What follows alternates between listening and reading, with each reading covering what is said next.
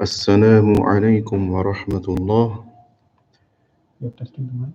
We are testing the microphone, inshallah, just to make sure that our audio and visual is both good.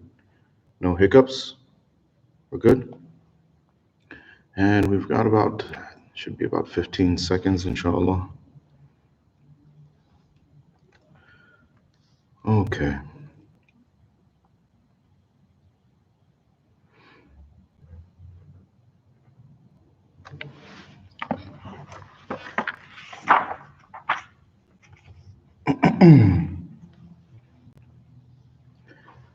Let's begin. Alhamdulillah, wa salatu wa salam ala Sayyidina Muhammad wa ala alihi wa sahbihi ajma'in. بعد أعوذ بالله من الشيطان الرجيم بسم الله الرحمن الرحيم السلام عليكم ورحمة الله. Inshallah. Yes, can you, Habibi, can you cut all of them on, please? That's exactly correct. It's helping. Can you cut all of them on like normal? Yes. Okay, so Ramadan. So Ramadan closer to the Sunnah. So I guess first let's go over what we're talking about now. When we say closer to the Sunnah of Nabi sallallahu alaihi wasallam, and alhamdulillah, it is always a tremendous ni'mah from Allah subhanahu wa ta'ala and hopefully we still have some time. So, and it's guaranteed that there are some of us who are alive right now, maybe not listening here, but there are Muslims and there are human beings that are alive right now that they will not make it to the month of Ramadan. That is just the reality of life in this dunya. People die every day. May Allah subhanahu wa ta'ala give us the tawfiq to be able to die as a believer. But if Allah subhanahu wa ta'ala, if the qadr of Allah allows us to live to see this month of Ramadan, it is a tremendous blessing from Allah subhanahu wa ta'ala. And mashallah, every Ramadan, there's a variety of programs and khutbahs and so on and so forth. And mashallah, and so much effort is made to revive and to help believers to remember all of the fadail, the virtues and the benefits of this month of Ramadan. This Ramadan, however, we are facing just a little bit of a, just a little bit of a different situation and a different set of circumstances. In that our normal routine and our normal activities that would normally take place during this month of Ramadan, more than likely, at least in the very beginning, but more than likely, they're not going to take place. Allah knows best. We deal with whatever Allah Ta'ala presents us. So when we're talking about being isolated from each other and being isolated from the masjid, this is probably going to be the most significant change for us, and change of this, the flavor of Ramadan, if you allow me to say. But this isolation that we are going through right now, that we're going to be going through during this month of Ramadan, it is not a new concept, and nor should we approach it as a new concept. This understanding of isolation, as always, we look to the lives of the prophets, the Anbiya alayhimu salatu wasalam. So when we look at the isolation of the prophets, Nabi sallallahu alaihi wasallam himself, as we discussed in the previous khutbah, Nabi sallallahu alaihi wasallam himself would isolate himself during this month of Ramadan, even before the activation of Nabuwah, and then also afterwards as well, to the extent that even 10 to 20 days, Nabi sallallahu alaihi wasallam would go into i'tikaf and completely isolate himself and engage fully in the ibadah of Allah subhanahu wa ta'ala. But also we see that Yusuf alayhi salam went through a period of isolation. There was the period of isolation when he was a boy in the well, and then there was the period of isolation when he was in the sijn, when he was in the prison. And we're not talking about months here, we're talking about years. Some mufassirin, they say that around 15 years that Yusuf alayhi salam was actually in the prison. And this is severe isolation compared to what you and I are experiencing today. And then you have Ayub alayhi salam. Ayub alayhi salam, after he had suffered the loss of his wealth and the loss of his family, the loss of his health, basically everything had been from these worldly treasures, let's call them, and the worldly benefits, they had been stripped away from him, to the extent that now Ayub alayhi salam had lost, from a worldly perspective, he had lost everything. He had lost his social status, he had lost his family, he had lost his wealth, he had lost his health, he had lost everything. And he had been basically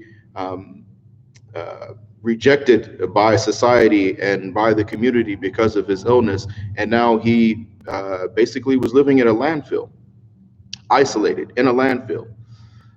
And after this, Allah subhanahu wa ta'ala brought about change. Yunus alayhi salam went through a period of isolation in the belly of the whale. Musa alayhi salam went through a period of isolation when he initially left, when he was a fugitive. He was a legal fugitive from Fir'aun. So when he left Masr, when he left Egypt, he was in the desert and he was a fugitive and he was by himself. And even to the extent that when he was helping the sisters at the well, afterwards he got down, he sat down, he's like, okay, Ya Allah, I don't know what's going to happen now. My trust is in you. Only you know what's going to happen, and I'm putting my reliance upon you. And then you have Nuh alayhi salam. Nuh alayhi salam and roughly about 83 believers out of a whole society, a whole population of people at that time. You have Nuh alayhi salam and roughly about 83 believers that are now isolated on this ship together with a bunch of animals. And any of you who have ever if you've ever gone to farms, or if you've ever gone to zoos, and you know the smells and everything that are associated with animals, and you can imagine this confinement and this isolation, being on this ship in the midst of a storm with all of these animals, and now everybody is gone. And you know that everybody is gone. The only people who are left are the ones who are with you on this ship right now. So they go through this period of isolation. And then you have Ibrahim alayhi salam. And Ibrahim alayhi salam, he also went through a period of isolation. Actually, he was a ummah in and of himself. So Ibrahim alayhi salam, actually a large portion of his life and various parts of it were spent in isolation. But initially, when his own father and his own family members, his own tribe, his locality, they told him that, look, if you don't stop this, we're going to kill you. So your options are stay here and you keep doing this and you'll die, or you leave. Those are your options. So he left. And he was isolated when he had to deal with Nimrud. So we look at the lives of the Anbiya alayhim salatu wasalam, and we see that this isolation, it is not a new thing. It is not a new concept. They went through it individually, whereas we are not necessarily on our own. We still have these connections. That's the reason why we're here doing what we're doing right now. We still have these connections, even though it may be through the means of this quote unquote virtual world, and through the apps on the phones and so on and so forth. So we have verbal communication, and to whatever degree, within our own family members and those that we feel comfortable interacting with in our immediate families and in our homes, we still have that degree of social interaction. So if you look at all of those situations with the Anbiya alayhim salatu wasalam, after every last one of those situations, Allah subhanahu wa ta'ala brought about amazing khair afterwards. Every last one of those situations with every last one of those Anbiya alayhim salatu wasalam, Allah subhanahu wa ta'ala brought out something that was better than their previous situation.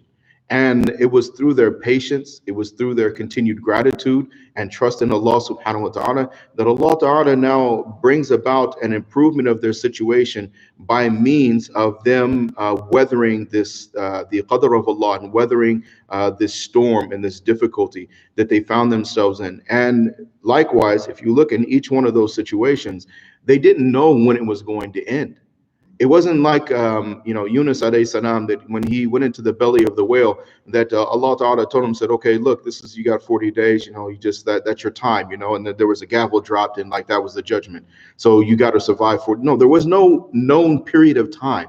They went into it not knowing when it was going to end. And that meant that now, ya Allah, it'll end the same way it began, when you want to. It began because you wanted it to, and it will end because you want it to. And we're putting our trust in you, and we know that you know what's best for us. I don't know what's best for me. That's why you're the Rabb and I'm the Abd. So when we're looking at now this quote unquote, this isolation, we should have a very positive viewpoint on it.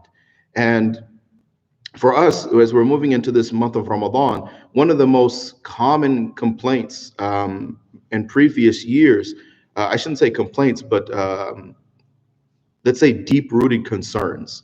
A lot of Muslims, they contact myself and other people like myself, or better than myself, and they asked, they said, how do we handle these situations where we're getting invited to all these da'wats?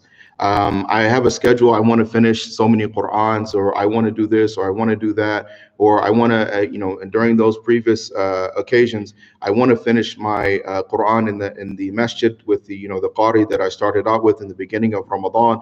And now, I have, my family is calling me to this, and then I have this obligation, I have to go to that, and I have to go. So I'm constantly every weekend. So it's like Friday, Saturday, and Sunday, I'm getting pulled and constantly pulled. So basically half of my Ramadan gets consumed by these social interactions and these social engagements.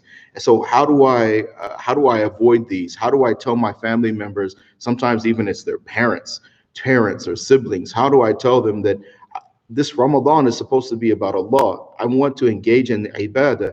And if I spend all of my time dealing with the family, getting the family ready, the kids ready, and then we have to travel over there, and then we're going to be there, and then there's all the food and everything. And here's the catch.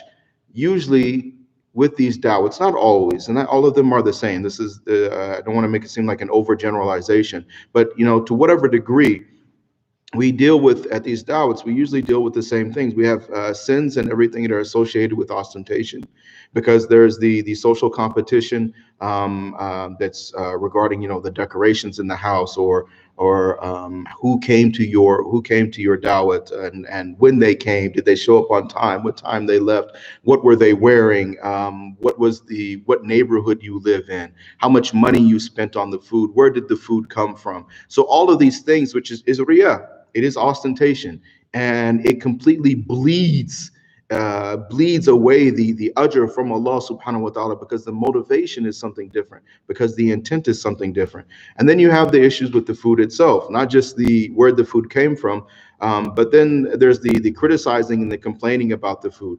Oh, they got it from here, they didn't get it from there, or they serve this type of meat as opposed to that type of meat, or there wasn't hardly any meat, or they served this, or they didn't serve that, or this was too oily, or that wasn't really good, or this was low quality. So you have all this critique taking place and complaining about the food itself. Then you have the overeating that takes place, which does what? It makes us tired. We become fatigued. We have a lot of gas production and everything. And then you've got all the whole, mashallah, everything that's associated with that. And then you become you're tired, unable to engage in ibadah, because now the overeating, the actual benefit of fasting becomes lost because of the overeating. Because now what happens is that normally we are we a lot of times, especially during the work week and everything, we're very moderate in how much food we eat for the most part. We're very moderate with how much food that we eat. There's no focus on really the food that we eat. And then all of a sudden Ramadan comes, and there is an overemphasis on the food itself. So a lot of times what we end up doing is we end up eating more during Ramadan than we do outside of Ramadan. So even though we're fasting during the day, we still manage somehow, even we're coming out of the summer months now, but even still we manage somehow to gain weight during the month of Ramadan. We we joke and we say that well, I only put on 2 pounds, or I put on 7 pounds, or I put on 5 pounds. But what that's saying is that something went wrong. Something went wrong with our the understanding of the fasting, the benefits of the fasting, and what took place, how we spent our time and our energy during the month of Ramadan. The extra weight is just proof. It's evidence, is all it is. But then we have, after the overeating, then we've got the wasting of food. So with all of the extravagance and everything, and mashallah, I'm having so many families that are coming over to my home for iftar, and I feel the need that now I have to have there's going to be these 3 or 4 dishes with meat, and we're going to have like these 4 or 5 dishes for the actual iftar before we make maghrib salat, and then we're going to have these dishes of the vegetable dishes, and we're going to have this many desserts, and then afterwards, where does all that food go? A lot of times, even the guests themselves, may Allah have mercy on us and may Allah forgive us for our past shortcomings, but a lot of times we have food on because we're hungry, so our eyes are bigger than our stomachs are. So a lot of times we load our plates up. And then we sit down and we begin eating, and then we realize that, subhanallah, my stomach actually shrunk during this period of fasting. And we eat a little bit. Maybe there was something we put on our plate to try it out. We put too much on there, and then we try to oh, that's not particularly to my liking. So where does this food go? It ends up going in the trash. And then the kids are throwing food in the trash, and then we're throwing food in the trash, and then the guest, the host is left with this mountain of food afterwards, and they don't know what to do with it, because the whole point was the show of it, and and alhamdulillah, and also to provide everybody with a beautiful iftar. But now, what do we do with all this food afterwards? Even with a pure intention, like, Ya Allah, I just want to give your believers a beautiful iftar. I don't want any thanks. I don't want anything, out of it. It's not about them. It's about just feeding Muslims during the month of Ramadan, providing their iftar and getting the reward, the ajr from you. But now this other challenge existed. Now, what am I going to do with all this extra food? So then there's that. So we have all of this going on just with the food itself. And then we have the issues with the tongue. We're talking in these gatherings, we're talking about the dunya. Then there's the backbiting and the slandering and the bragging and the gossip and the lying. And all of this is during the month of Ramadan. And the shuyukh and ulama, they divide Ramadan. They said that there's three categories of people during the month of Ramadan. So the first category of people that are fasting is that category of people that now that they are going to fast during the month of Ramadan, and they are going to make efforts now to avoid those things which are an obligation. So eating, drinking, committing major sins, and during this month of Ramadan, and those types of things. So I'm going to make sure that I'm meeting the watermark. So this is the bare minimum, but I need to make sure that I get that done for my Allah subhanahu wa ta'ala. This is the first category of people. Beneath this are just those people that they're fasting, and as Nabi sallallahu alaihi wasallam said, more or less the meaning that they are the only thing that they get from their fasting is hunger and thirst. So beneath this bar, beneath this watermark, that's it. The second group of people are those people that they're fasting, they're fulfilling all of the obligations of their deen and the fasting itself, but then also they are guarding their limbs. So they're being very particular that they're not going to look at anything that is haram. They're not going to listen to anything that is haram. They're very careful and particular about their environment and their interactions with people and fulfilling the rights of people. So there's this hyper awareness about making sure that I'm not committing any type of sin, no matter how big or how small. That's the second category. The third category is that category which they are completely engrossed in the dhikr of Allah. For these people, the highest category, and this is the height of fasting. For these people, any moment during the month of Ramadan spent out of the dhikr of Allah, any distraction whatsoever, they consider that to be a deficiency. So their whole goal, their whole purpose, and their focus is to remain completely locked in and focused on Allah subhanahu wa ta'ala from the very beginning all the way until the very end. When we say the very end, we're not even talking about, the end of Ramadan, even that first night, because it's considered Laylatul Eid al-Fitr is considered to be a very special night. So even that first night, the night of Eid, they're still engaged in the ibadah of Allah subhanahu wa ta'ala. So, and it carries on. But so you have these three categories of people that exist during this month of Ramadan. So here, when we have these gatherings, and now our fasting itself is being put into jeopardy as we come together, because we're not being particular about what we're listening to and what our tongues are doing and where our eyes are going, and it's robbing us. It's depleting the ajr from Allah subhanahu wa ta'ala. May Allah ta'ala forgive us, and may Allah ta'ala accept all of our humble efforts in spite of our shortcomings and our deficiencies. And the last thing, of course, as we were already mentioning, is time.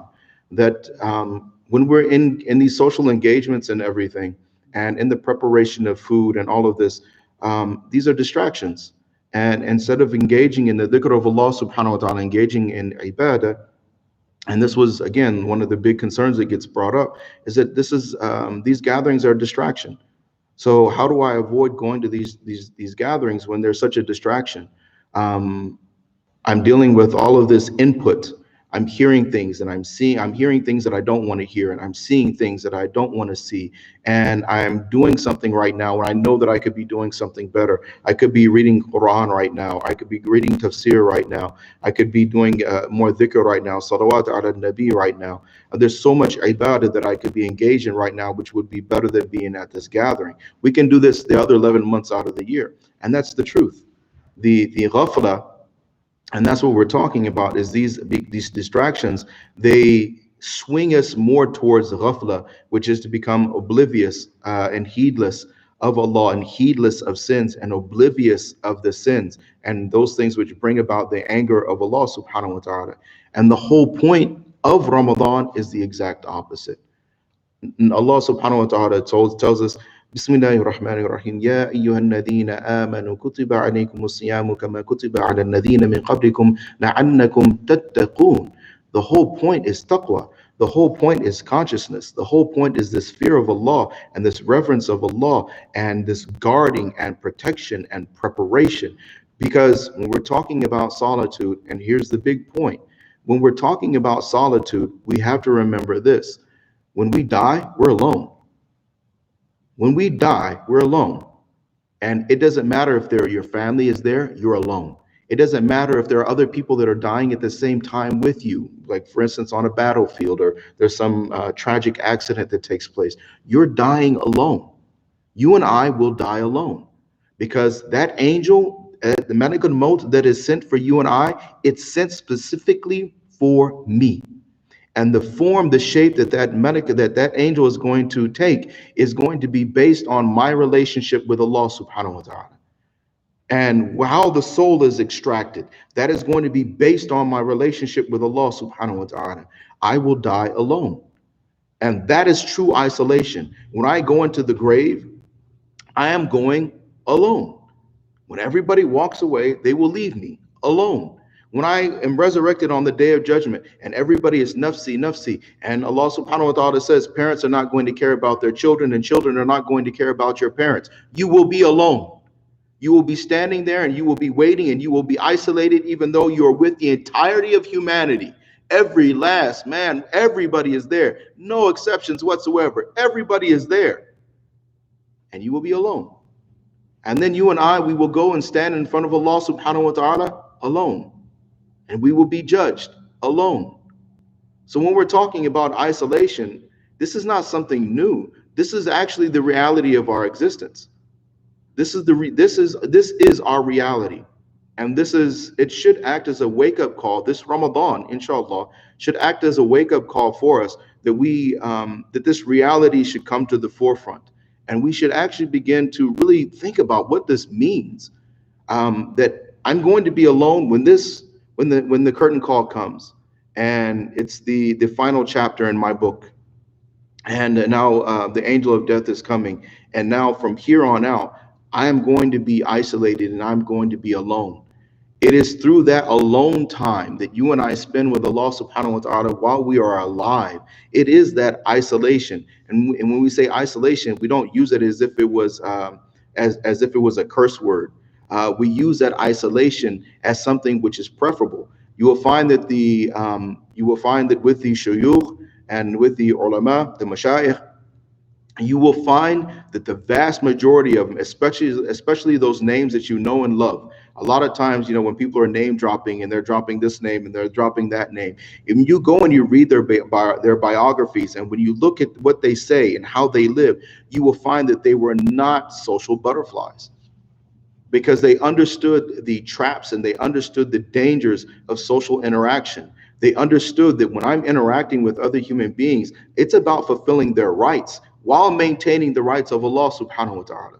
It requires a very heightened degree of consciousness anytime I'm dealing with people. And even when they were with people, they were when we say people, we'll say when they were with more than like 2 or 3 people, you will find that their habit was that they would not be there unless it was with a specified purpose, and that purpose had to be something within the boundaries of Sharia, and that purpose had to be something that could be directly correlated with acquiring the pleasure of Allah subhanahu wa ta'ala. Otherwise, they were not going to be there.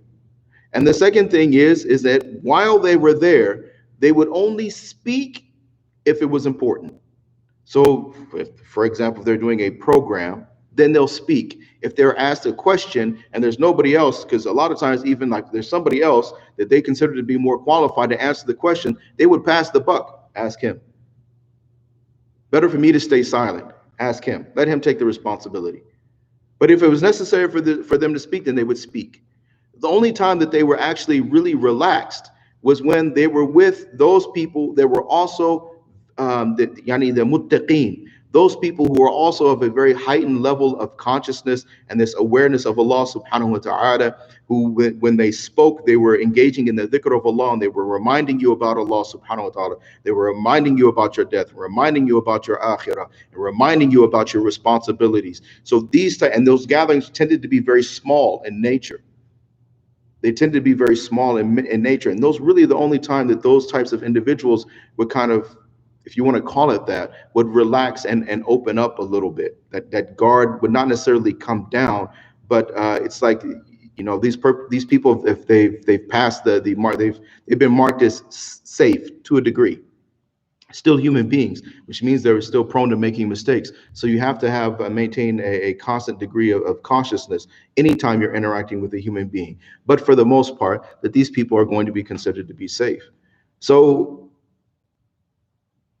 this notion that is becoming pervasive in the Muslim community as we're leading up to Ramadan, that oh, this is horrible, and yes, of course.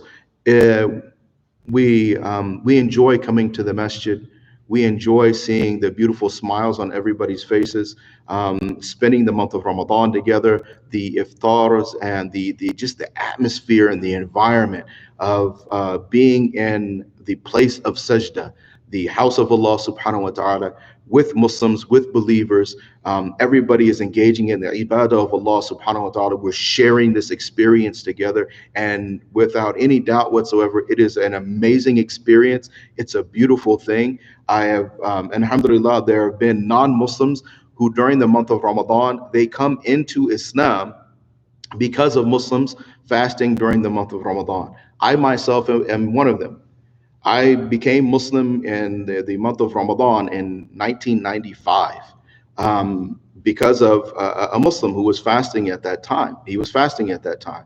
And for new Muslims, it is an amazing experience if you have the mashallah, the blessing of Allah subhanahu wa ta'ala, that you're able to be in a community and where that masjid is very active, and they have a hafiz of the Quran with a nice voice, and the community, you see people from so many different cultures and nationalities and backgrounds and different social economic levels, and they're all in one place, and they're smiling and they're interacting with one another, and they're eating and they're talking about Allah and the Quran, and you hear people crying when they're in Salatul Taraweeh, and there is no doubt about this whatsoever, that this is an amazing experience. It's beautiful, and if we are not allowed to share that experience this Ramadan, then that is from Allah subhanahu wa ta'ala. We hope and we pray that Allah subhanahu wa ta'ala will open up the situation, whether it's this Ramadan or it's the Ramadans that are coming, if Allah ta'ala gives us enough life, that we're able to share those experiences once again. But hopefully, if we look at this one, let's not think about anything else, but if we look at this one, two things should happen. Number one, we should really appreciate now those past Ramadans. We should show shukr to Allah, that, oh Allah, sometimes we really didn't appreciate what Allah was doing for us and what Allah was providing for us during those previous months of Ramadan, and how much benefit we were getting from them. And when that is now taken away from us, how sorely it is missed. And that's a good thing, because if and when Allah Ta'ala brings it back, we will be more appreciative that now that, because having gone without, and this was what Nabi Sallallahu Alaihi Wasallam, when Allah Ta'ala presented him and asked him basically, do you want to be a prophet who is a king, or you want to be a prophet who is an abd, a servant or a slave? And Nabi Sallallahu Alaihi Wasallam, he said, I want to be an abd, I want to be a slave, and I want to be hungry one day, and hungry this day so that I can do what? So that I can now beg from you, I can turn to you, get my rizq from you, so I can plead towards you to provide for me. And on the next day, that now that you have brought me out of that, after that difficulty, after that hunger, you have now provided for me, and you have brought me the ease that I can show shukr. So we're vacillating between these two things, where we're getting and then we're going without, and we're getting and then we're going without. We have been getting for so long, And now we are encountering this period where we're going to have to go without. And it's the time to be patient. It is the time to make dua. It is the time to show gratitude to Allah Ta'ala for what He has given us in the past and what He is still giving us right now, which is an opportunity to appreciate now the isolation, the same way to appreciate the hunger and to appreciate the isolation, so that when Allah subhanahu wa ta'ala now swings it back the other way, if and when Allah ta'ala swings it back the other way, we have two things. Oh Allah, we are grateful that you have brought this ease back to us, and we are also grateful that we have now found something new. And this new thing of this understanding of this, the benefit and the wonder of being able to be isolated and to be alone with you, to be completely focused on you. A Ramadan that was completely about ibadah, and it was completely focused on ibadah, and all of the other distractions were removed by you. So when we're able to come together, and we hope and we pray that Allah Ta'ala makes this so. We hope and we pray that now when we are able to come back together into the masajid, and the masajid are opened back up, that it will be a whole new experience. And that experience will be on another level, because now we will be Muslims, we will be believers who will be collectively together, that will be more appreciative of being able to be together, but we will also be appreciative of the isolation and the ibadah that is the valuable ibadah that we're able to do when we're in isolation. So the whole point is that we come out of this with a certain degree of growth and maturation and refinement of our understanding and this relationship with Allah subhanahu wa ta'ala. And that is the whole point and purpose. That is the focus. لَعَلَّكُمْ تَتَّقُونَ. So we are learning, and that's what we're doing. This process of learning is not easy. If somebody is engaging in business and they're learning how to conduct business, there is a learning curve. It doesn't, whatever the case, if you're a farmer, if you're in whatever, dentistry or medicine, or you're an architect, there is this process of learning. And that learning process, there's always a degree of difficulty which is associated with that. And because of that degree of difficulty, two things happen. Number one, we have a value for what we're doing. When we come out the other side, look, this wasn't easy.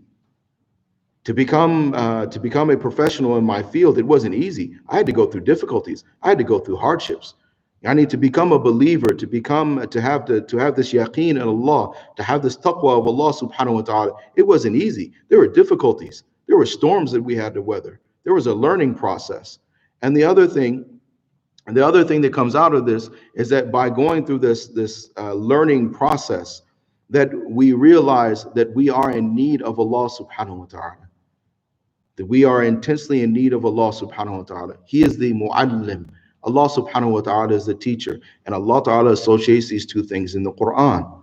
Allah ta'ala tells us to what? Ittaqullah wa yu'allimukumullah, that if you have the taqwa of Allah subhanahu wa ta'ala, Allah subhanahu wa ta'ala will become your mu'allim. Allah subhanahu wa ta'ala will teach you. So taqwa and ilm are associated together. We want taqwa, we're in this experience, and from this experience, Allah subhanahu wa ta'ala, by His fadl and by His rahmah, Allah subhanahu wa ta'ala will teach us. Now, regarding the Salat al-Tarawih, a lot of questions were coming.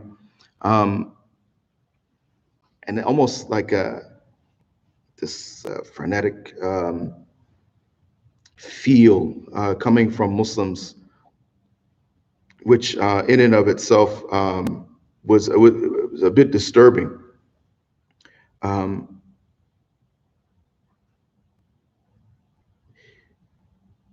What are we going to do? And that's the part that was disturbing.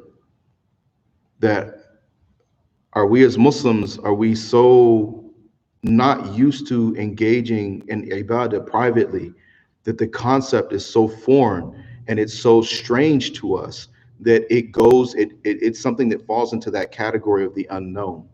And with the unknown comes a certain degree of fear, anxiety, apprehension.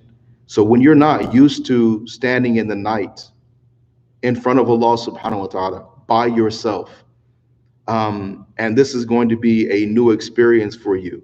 It's like, like a kid going to school, the first day of school, and it's a new experience. It's the unknown. I don't know how it's going to be. I don't know what's going to happen. I don't know if I'm going to do the right thing. It's better to approach it like that it's something new, but it's something that um, it's an amazing experience, and there's a lot of benefits to it. I wanted to share something with you, inshallah. We still have a little bit of time. Imam Abu Ja'far al-Tahawi, rahimahullah.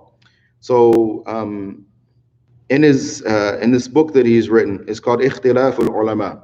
So the differences of the ulama. And what this is it is Imam Abu Ja'far al-Tahawi. You know him better probably from Aqidat al-Tahawiyya. He's the same author of Aqidah Tahawi. So Imam Abu Ja'far, rahimahullah, he is known, I guess you could say, kind of like as the lawyer of the Hanafi madhab. And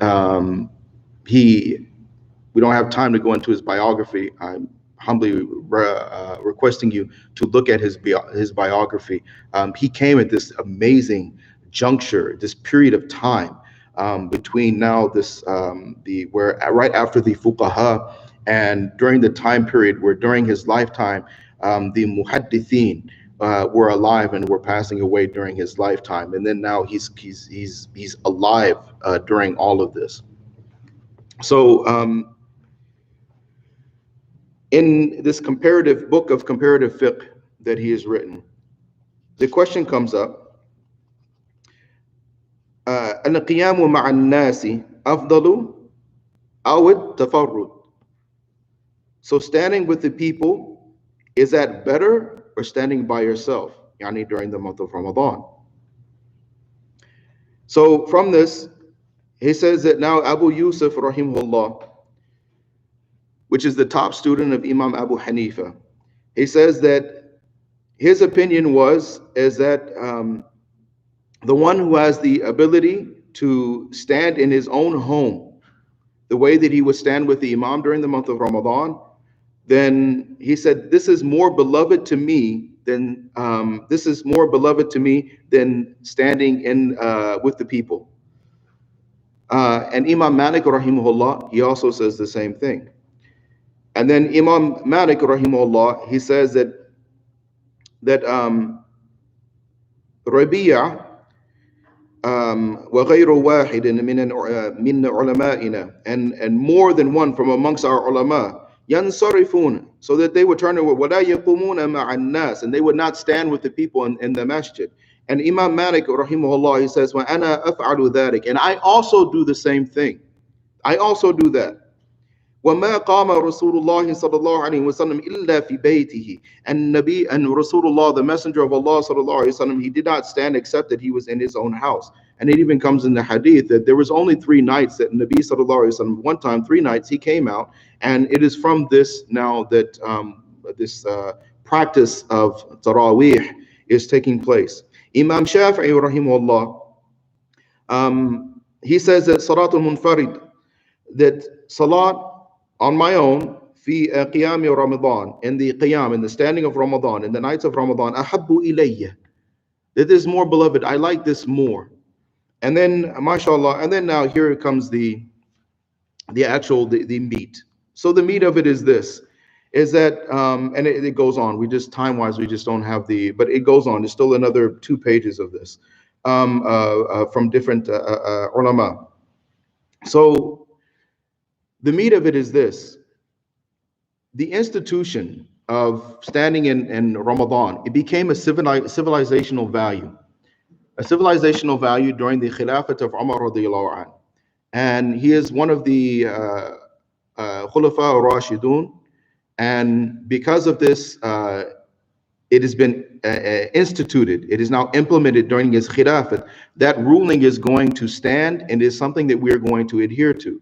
So the ruling is that as long as some people are still maintaining the qiyam in the masjid, so it's salah in the masjid, so salatul tarawih is not being abandoned intentionally, tark, intentionally, they're just leaving it off. So it's being neglected in the masjid. As long as that's not happening, it is better and preferred by those who are pious that they would make the qiyam, they would do the qiyam in their own homes. What is our situation is it is not something that we are leaving. It is not by intent. And alhamdulillah, because mashallah, I think it's very clear, and alhamdulillah, and it's good to be able to say that as Muslims, abandoning the masjid is something that is despicable in our hearts.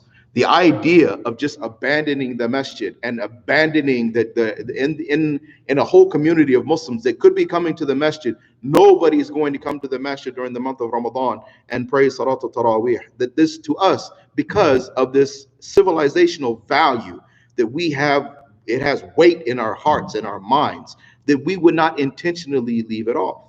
But Allah subhanahu wa ta'ala now is presenting us a situation where it's not based on your intent. It is not something that you are doing because that you want to. It is something that is being done because you have no other choice at this time. And because of that now, we are actually not left. So it's a matter of we have good, better, and best. That's the situation. It's not good and worse. It's good, better, and best. Good is what? Good is that, subhanAllah, I'm fasting during the month of Ramadan. I'm fulfilling all of my obligations, which means that I get up and I pray my Fajr on time. I pray my Dhuhr on time, my Asr on time, my Maghrib on time, my Isha on time. I'm avoiding what is haram. I'm being cautious about not committing any sins. That is good. Even if the person doesn't get up. Even if the person doesn't get up, the only thing that they do is make their witr. Whether it's because of their own weakness, whether it's because of their job or because they're a student, whatever the case may be, that's still good. What is better? What is better? Come to the masjid, and yes, you will stand in those 20 rakats and your mind may wander. You might not even make all 20 of those. You may only be able to get in 4, or you will get in 8 or 12, or what have you. You may not get every day. You may get most of the days. You may get half the days. You may get less than that. But it's still going to fall into that category of it's something, and that's going to be better. But now when you're saying what is afdal, what is the best? The best is now closer to the sunnah of Nabi sallallahu alaihi wasallam, and that is that he prayed in his home.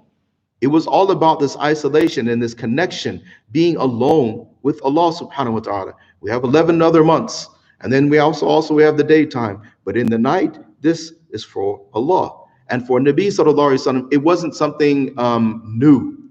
It was a matter of now he was already spending that time. That time is now going to be enhanced. It's going to be increased. The level of effort, the level of exertion is going to be magnified now. It is going to be multiplied now in the month of Ramadan. So this solitude and this need to be alone with Allah subhanahu wa ta'ala, it didn't just come about during the month of Ramadan. It was something that was enhanced. It was something where that effort was increased during the month of Ramadan. And that is what is afdal. So Allah subhanahu wa ta'ala, in our hearts and our minds, we should have it in our hearts and our minds that Allah subhanahu wa ta'ala now is removing. We still have good is still there, but better is being removed for a lot of us.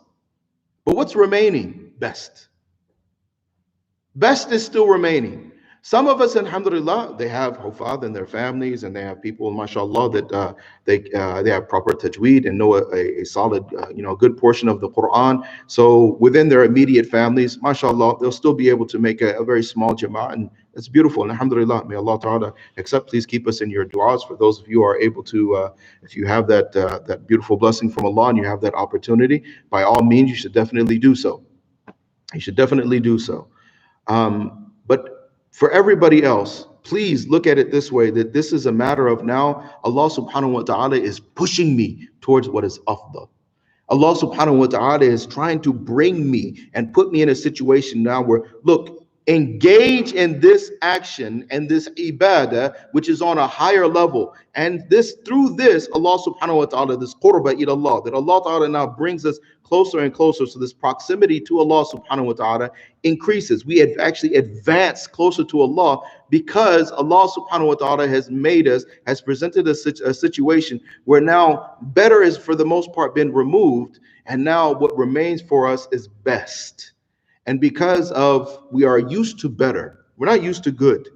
Good is good, alhamdulillah. But we're used to better. We're used to that middle ground. Not the bare minimum. We're used to the middle ground. And Allah subhanahu wa ta'ala is now providing us an opportunity like, yes, you've done the middle ground. Now time to take a step up. It's time to take a step up. It's time to mature and move on to the next level. It's time to now advance. It's time to grow. It's time to move out of your comfort zone. You've become very comfortable in what you were doing. Now, this is going to be uncomfortable and you're going to learn something. But you're also, by Allah Ta'ala, it's Ramadan. It's Ramadan. And the whole point of Ramadan, we want maghfirah. So that requires what? We want rahmah of Allah. That requires what? We want this taqwa that Allah Ta'ala says is the whole point of our fasting. And that requires what? So when we're looking at all of this, what is required? Sacrifice, discipline, patience, shukr and hamd, all of that. Isn't that the situation that we find ourselves in currently? So even though it is a challenge, but since when were challenges bad? The life of Nabi sallallahu alaihi wasallam was challenge after challenge after challenge. You look at his Sahaba, challenge after challenge after challenge. If you look at those people that now, those pious people that came before us, challenge after challenge after challenge. You look at the lives of the Anbiya alayhimu salatu wasalam, it is challenge after challenge after challenge after challenge. Since when, as the believers and the Ummah of Muhammad sallallahu alaihi wasallam, have we got it ingrained in our minds that now we should be without challenge and that we should be living a life of steady ease and comfort? And then we become neglectful even of the apathy and the complacency that slowly creeps into our hearts and our minds. And it just becomes this disease, a cancer that now not only infects us, it infects our family members, it infects our community. And because of that, now all of us, the whole of humanity suffers. Because make no mistake about it, the Ummah of Muhammad sallallahu alaihi wasallam, the believers, each and every one of us, each and every one of you, because of your presence, because you exist, the universe exists. Because of your ibadah, the universe exists. When the last person who says Allah, Allah, Allah, when that last person is gone, when that last believer is gone, there's no point for any of this. So because of you, the rest of the humanity, they're enjoying whatever they're enjoying. They have the opportunities, whatever opportunities that they are having. It is because of your presence. It is because of your existence as a believer. So when you and I become sick as believers, when you and I become complacent, and when you and I become this cancer of apathy, and we become comfortable, and we stop making efforts and exertion and sacrifice, and the little things that we throw out there, and unfortunately, even those things are tainted, then we have to really question, like, subhanAllah, how do we come out? It's very beautiful. You don't have to figure it out. Allah knows what's best for us. And the answer is Allah subhanahu wa ta'ala from our du'as. And because Allah loves us, and because Allah wants the best for us, and because of Allah's fadl, and because of Allah's rahmah, and because of Allah's maghfirah, Allah subhanahu wa ta'ala is going to bring us out. And that is what we should be seeing here. And that is the way that we should be looking at this challenge that is facing us as we're moving into this month of Ramadan. We ask Allah subhanahu wa ta'ala that Allah subhanahu wa ta'ala fill our masajid with malaika. Even if we cannot be there, that Allah subhanahu wa ta'ala fill our masajid with malaika who will engage in the ibadah of Allah subhanahu wa ta'ala. We ask Allah subhanahu wa ta'ala to keep our hearts attached with the masajid. We ask Allah subhanahu wa ta'ala to keep our hearts attached with the Ummah of Muhammad sallallahu alaihi wasallam. We ask Allah subhanahu wa ta'ala to grant us a long enough life to be able to make it to this month of Ramadan and to receive all the ni'mat of this month of Ramadan that is coming. And we ask Allah subhanahu wa ta'ala to make this process of change, of growth and maturation and refinement easy for us. Allah subhanahu wa ta'ala accept us and use this difficulty and this hardship that we are currently suffering through as a means of kafara, expiation of our sins and elevation of our status for dunya wa fil akhirah, in this world as well as in the next. We ask Allah subhanahu wa ta'ala to make it easy for those Muslims who have suffered the loss of a loved one, and and even other difficulties that they are suffering through, which are related to the whole COVID-19 and coronavirus situation, whether that is with your health or with the health of a family member, whether that is financial, whether it doesn't matter what it is. We want ease from Allah subhanahu wa ta'ala, and we make dua for the Ummah Muhammad sallallahu alaihi wasallam that Allah ta'ala make it easy for all of us. اللهم اغفر لنا وللمؤمنين والمؤمنات والمسلمين والمسلمات الأحياء منهم والأموات يا مثبت القلوب ثبت قلوبنا على دينك يا مصرف القلوب صرف قلوبنا على طاعتك ربنا لا تزغ قلوبنا بعد إذ هديتنا وهب لنا من لدنك رحمة إنك أنت الوهاب اللهم إنك عفو تحب العفو فاعف عنا اللهم إنك عفو تحب العفو فاعف عنا اللهم إنا نسألك العفو والعافية ونسألك من فضلك يا ذا الفضل العظيم صلى الله تعالى على خير خلقه سيدنا محمد وعلى آله وصحبه أجمعين برحمتك يا أرحم الراحمين والحمد لله رب العالمين جزاكم الله خيرا جزاء السلام عليكم ورحمة الله